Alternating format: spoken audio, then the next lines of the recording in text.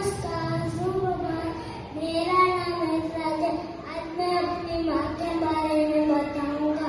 मेरी माँ है इतनी प्यारी, सबसे सुंदर और सबसे प्यारी।